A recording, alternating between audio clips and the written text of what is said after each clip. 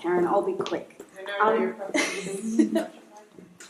As an editor, I'm behind the scenes, so this is completely out of my comfort zone. I'm on my hero's journey, as we all are, but today I'm stepping across the threshold, and it does feel a little bit like I'm coming out of the closet. So thank you for all being here at my coming out ceremony. So yeah, stories are a universal language, and as such, it's the universe who is my muse. So this is a little bit about how I grasp a story and create it, whether I'm working for myself or as one of your ghosts. This is my story. I go to my writing place. You all have one. That spot infused with the creative energy of your dreams and your visions. Like an ancient cathedral or small village church, it holds your space and the space of every character you breathe life into, real or imagined. It's here you've felt your life touched by your own words. And here you can imagine the miracles those words will witness as they swell off the page and into the hearts of your readers, because that's what your words do. As a reader, as a writer, that's what your words do. And we've had these conversations here in the last few days. You don't know whose life your work will touch. And as a person behind the scenes, I'm often the one crying in the corner and telling you this works. So know that it does.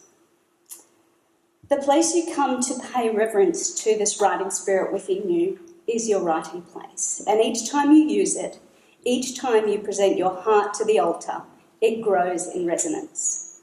The energy you emit here is cradled, held safely for just the right moment when you and your story are ready.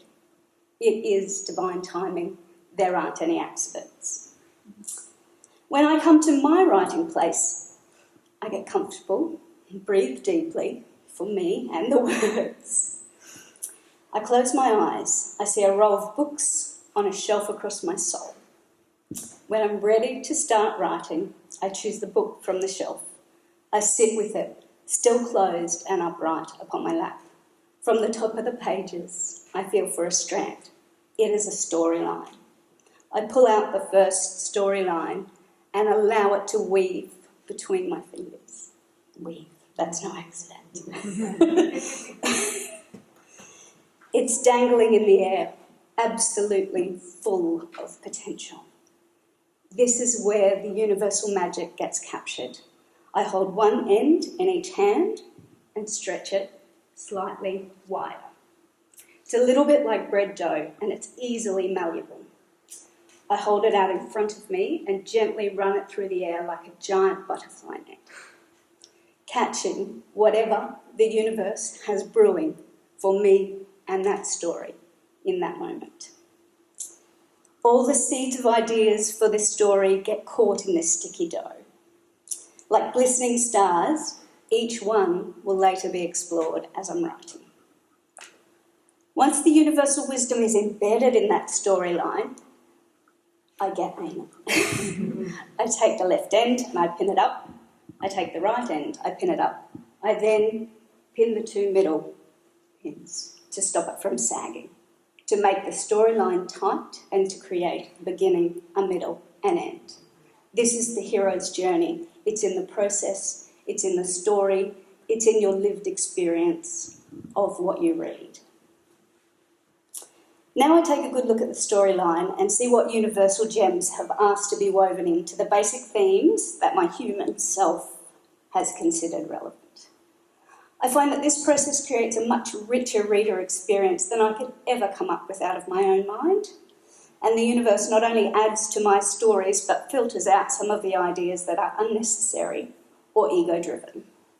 These little pieces of detritus usually fall out while I'm waving my story through space and time, and I delight in watching those sparks transmute back into the field to be created into another book by another writer or at another time.